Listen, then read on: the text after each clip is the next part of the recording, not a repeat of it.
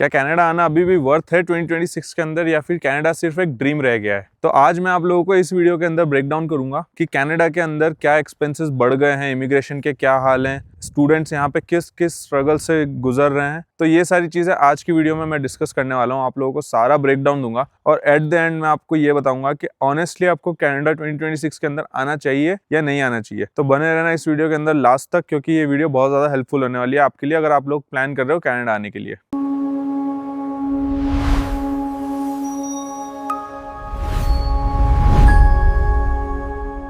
तो मैं इस वीडियो में कुछ भी शुगर कोट नहीं करूंगा, कोई नेगेटिविटी नहीं फैलाऊंगा, जो एक्चुअल ग्राउंड रियलिटी है मैं वो बताने वाला हूं आप लोगों को। तो बने रहना आखिरी तक इस वीडियो के अंदर, छोड़ के मत जाना बीच में बिल्कुल भी। तो अभी हम बात करते हैं सबसे पहले करंट सिचुएशन की कि कनाडा के अंदर अभी क्या हाल चल रहे हैं। तो मैं आपको सच सच बताऊं तो गवर्नमेंट ने इमिग्रेशन बहुत ज्यादा टाइट कर दिया है, क्योंकि अभी बहुत ही ज्यादा ये लोग एक्सट्रीमली कट डाउन कर रहे हैं वीजा देने के लिए। स्टूडेंट वीजा इन लोगों ने कट डाउन कर दिए हैं, इवन की टूरिस्ट वीजा भी ये लोग बहुत कम दे रहे हैं। और यहाँ पे जो अभी हैं करंटली बंदे, उनकी पीआर भी नहीं हो रही है। बहुत सारे लोग अब वापस से इंडिया माइग्रेट हो रहे हैं कनाडा छोड़ के, क्योंकि गवर्नमेंट ने बहुत ही ज्यादा स्ट्रिक्ट कर दिया इमिग्रेशन को। और ऐसा नहीं है कि आपको पीआर मिलेगी नहीं, मिलेगी, लेकिन अगर आप इन डिमांड जॉब सेक्टर में हो तो ही मिलेगी। कि जैसे आपने हेल्थ केयर के अंदर ले लिया, कंस्ट्रक्शन के अंदर ले लिया, फार्मेसी असिस्टेंट, इन सारी अगर जॉब पोजीशंस के अंदर आप जाओगे तो आपका पीआर पॉसिबल हो सकता है। अदरवाइज गवर्नमेंट ने इमिग्रेशन बहुत ज्यादा टाइट कर दिया है, कोई पॉसिबिलिटी लग नहीं रही है कि पीआर होगी। बहुत ज्यादा रिवर्स माइग्रेशन भी हो रहा है। आप यहाँ तक कि छोड़ो, स्टूडेंट की बात तो अलग है। गवर्नमेंट ने BC-12 बिल पास किया है जिसके अंदर रिफ्यूजी की भी फाइल रिजेक्ट हो रही है, उनको भी रिफ्यूजल्स आ रहे हैं। पहले ऐसा नहीं होता था, पहले रिफ्यूजी की फाइल अगर लगती थी तो उनको रिजल्ट मिलता ही मिलता था, चाहे वो 5 साल में मिले 10 साल में मिले। लेकिन आज की डेट में उनका भी कोई भरोसा नहीं। तो सीधा सीधा हिसाब यही है इमिग्रेशन का कि ये लोग बहुत ज्यादा स्ट्रिक्ट हो चुके हैं। अब अपन आते हैं पार्ट 2 के ऊपर, जॉब मार्केट कैसा है कनाडा में। तो जॉब मार्केट का ऐसा सीन है कि पहले टिम हॉर्टन्स जैसी जॉब वेयर हाउस में या किसी और रेस्टोरेंट में इजीली मिल जाती थी। आप बस जाओ 2-3 रेस्टोरेंट्स के ऊपर अपने रेज्यूमे डिस्ट्रीब्यूट करो और आपको जॉब मिल जाएगी, ठीक है। पहले ऐसा होता था, लेकिन आज की डेट में आपको हर एक जगह पे भटकना पड़ेगा, आपको भागना पड़ेगा बहुत ज्यादा जॉब लेने के लिए। एक मतलब सिंपल सी बेसिक रेस्टोरेंट जॉब की बात कर रहा हूँ मैं, बहुत ज्यादा हाई एंड टेक जॉब की बात नहीं कर रहा हूँ। तो आपको इन जॉब्स के लिए भी बहुत ज्यादा स्ट्रगल करना पड़ेगा। आप इधर उधर भागोगे, जाओगे, है ना। उसके बाद में आपको 1-2 जगह से रिप्लाई आएगा और आपको 1-2 महीने 3 महीने, मैं ऐसे लोगों को भी जानता हूँ जो कि 6-6 महीने से वेट कर रहे हैं जॉब मिलने का और उनको जॉब मिल नहीं रही है। स्टूडेंट बता रहा हूँ मैं। अब आप खुद सोचो कि स्टूडेंट को अगर 6 महीने तक जॉब ना मिले तो उसको कितना ज्यादा स्ट्रगल करना पड़ता है। सारी की सारी GIC सब उसी में चली जाएगी, सेविंग होगी नहीं कुछ, फिर अगले साल फीस अलग तैयार हो जाएगी, क्योंकि बहुत ज्यादा भीड़ बढ़ चुकी है। इमिग्रेंट्स भी बहुत ज्यादा आ चुके हैं, ठीक है। जॉब मार्केट में जॉब ही नहीं है क्योंकि बिजनेसेस भी स्लो हैं। तो अब मैं जॉब मार्केट के ऊपर इतना ज्यादा क्यों बोल रहा हूँ, क्योंकि आप समझो कि सर्वाइव करना कितना मुश्किल है। पहले $200-250 के अंदर 4-5-6 लोगों की भर के महीने की ग्रोसरी आ जाती थी। आज की डेट में $250 में 2 बंदों की मुश्किल से आती है। तो गाइस, अगर अपन अब बात करें एक्सपेंसेस की और कॉस्ट ऑफ लिविंग की, जो कि सबसे ज्यादा इंपॉर्टेंट चीज है आज की डेट में कनाडा के अंदर, यहाँ आने के बाद में अपना जो सबसे बड़ा एक्सपेंस होता है वो होता है रेंट। जो रेंट पहले 250 से 300 होता था प्राइवेट रूम का, वही अब $450 से $650 तक के आसपास हो चुका है। प्राइवेट रूम वो भी इजीली नहीं मिलता, आपको बहुत ज्यादा ढूंढना पड़ेगा तब जाके आपको इस रेंज में मिलेगा, वरना वो मिलना भी मुश्किल है। अगर मैं बात करूं कि शेयरिंग रूम कितना है मिलता है, तो शेयरिंग में भी भाई पहले बहुत ज्यादा सस्ता होता था। पहले $200 से $300 के बीच में आपको मिल जाता था, ठीक है। अब लेकिन वही शेयरिंग रूम के ही प्राइसेस हो गए हैं $400-500। तो ये हाल हो चुका है। ऑन टॉप ऑफ दैट आपको डिपॉजिट भी देना पड़ता है जब आप मूव इन होते हो, ठीक है। जैसे $800 अगर आप रेंट दे रहे हो तो 800 आपका डिपॉजिट हो गया, तो 1600 इन टोटल हो गया। तो आप खुद सोचो कि कितना बड़ा अमाउंट है सिंगल टाइम में स्पेंड करने के लिए।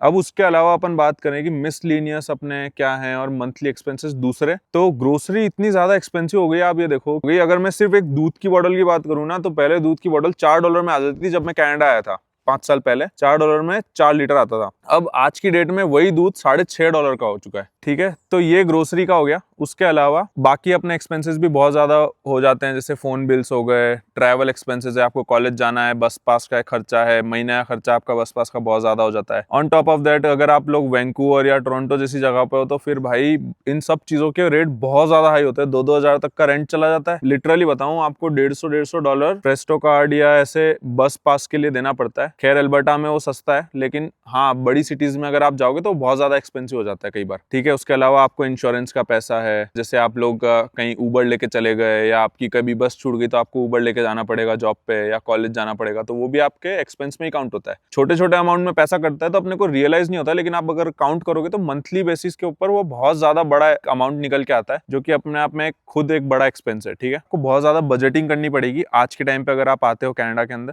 तो एक्सपेंसेस के मामले में बहुत ज्यादा आपको सोच समझ के एक एक कदम फूंक के रखना पड़ेगा। आप कहाँ पैसा खर्च करूँ कहाँ नहीं करूँ, ठीक है, क्योंकि आप अर्न भी उतना ज्यादा नहीं कर पाते हो। ठीक है, जॉब आपकी लिमिटेड टाइम के लिए होती है। एज ए स्टूडेंट आप 20 घंटे जैसे काम कर सकते हो, उतना ही कर सकते हो, तो आपका अमाउंट भी आप उतनी अर्न कर पाओगे।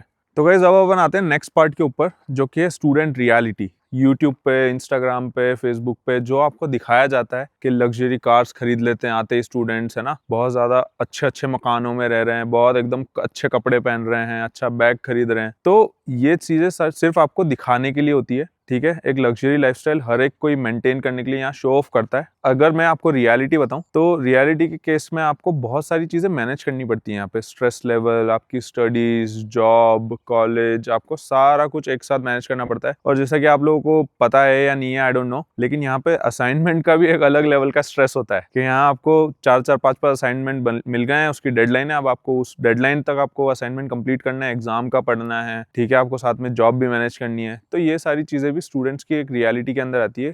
तो आप जो इंस्टाग्राम पे दिखाया जा रहा है लग्जरी लाइफस्टाइल होती है, देखो आप मेंटेन कर सकते हो, लेकिन आपकी चॉइस है कि आपको पैसा बचा के अपनी फीस पे करनी है, अपना अच्छा सारा मेंटेन करके आगे तक चलना है, या फिर सिर्फ आपका जो इनकम हो रही है वो सब इसी में उड़ानी है। तो दैट्स टोटली योर चॉइस। अब काफी लोग अपने इंडिया से लोन लेके आते हैं, ठीक है, एजुकेशन लोन लेके आते हैं, अपने पेरेंट्स से पैसे लेके आते हैं, तो वो अपने ऊपर उस चीज का एक अलग प्रेशर होता है। तो अपने को उन चीजों से भटकना नहीं है, अपने जॉब पे ध्यान दो, पैसा सेव करो, फीस खुद पे करो, और अच्छे से थोड़ा बाद में जब थोड़ा सेटल हो जाओ, वर्क परमिट पे आ जाओ, पीआर हो जाओ, उसके बाद में आप अच्छी गाड़ी लो, कौन मना कर रहा है, ठीक है, उससे पहले आपको थोड़ा मेंटेन करके चलना पड़ेगा, बहुत ज्यादा इंपॉर्टेंट है वो चीज। तो गाइस मैं अब आप लोगों को एक और चीज बताता हूँ बहुत इंपॉर्टेंट, कि कनाडा आने के बाद में या किसी भी देश में चले जाओ आप अब्रॉड, कोई भी दूसरी कंट्री में आप जब अपना घर छोड़ के आते हो तो आपको होम सिकनेस भी होती है बहुत ज्यादा। ठीक है, घर वालों की याद आएगी, एकदम अकेले पड़ जाओगे, आते ही रूम में कोई है ही नहीं, घर खाने को दौड़ रहा है, इजीली फ्रेंड्स नहीं बनते हैं आती, क्योंकि क्या है कि आप आते हो, कोई भी आपको जानता नहीं है, तो एकदम इजीली जल्दी से फ्रेंड नहीं बनते हैं, और अगर कोई बन भी जाता है भूले भटके तो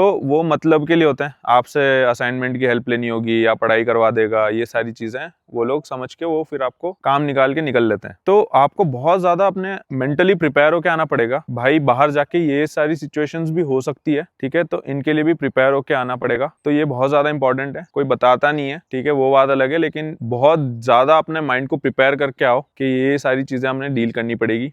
और कई बार क्या होता है कि जिस यूनिवर्सिटी में या कॉलेज में आप पढ़ रहे हो तो वो भी कौन सा है, कैसा है, आपको बहुत ज्यादा ध्यान रख के और अच्छे से रिसर्च करके ढूंढ के आओ, क्योंकि कई बार क्या होता है कि कॉलेज यूनिवर्सिटी भी आपको जानबूझ के फेल कर देती है सभी बच्चों को, बहुत सारे बच्चों को एक साथ, ताकि वो लोग पैसा कमा सकें। क्योंकि देखो आप फेल हो गए, वापस से इनरोल करना पड़ेगा, तो वो पहले जो आपने फीस उस कोर्स की पे करी थी वो तो गई, अब जब आप वापस इनरोल कर रहे हो तो आपको वापस से फी पे करनी है। ऐसा नहीं है कि पहले कर दी तो कर दी, यहाँ ऐसा नहीं होता है, यहाँ पे आपको वापस से फीस पे करनी पड़ेगी। अब मेरे फ्रेंड का एग्जाम्पल बताता हूँ, मेरा एक फ्रेंड है, वो यूनिवर्सिटी के अंदर था, उसके साथ में पढ़ने वाले 2-3 लोग और एक साथ फेल हो गए। सोचो आप एक ही सब्जेक्ट में एक साथ सारे फेल हो गए।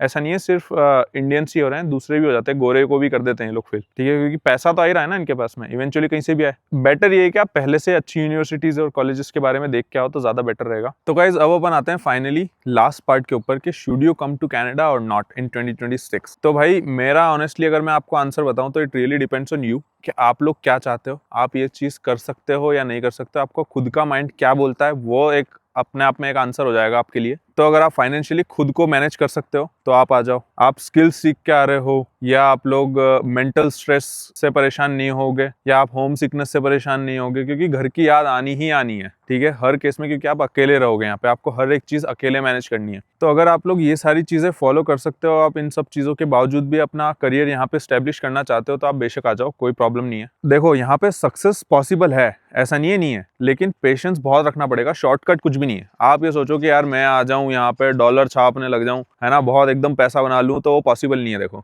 तो एक तो आप स्किल्स सीख के आओ, बहुत ज्यादा इंपॉर्टेंट है आपके लिए। अगर आप स्किल्स सीख के आओगे ना तो आपके लिए यहाँ पे कनाडा की लाइफ या कोई भी दूसरी कंट्री में चले जाओ, वहाँ की लाइफ बहुत आपके लिए ईजी हो जाएगी।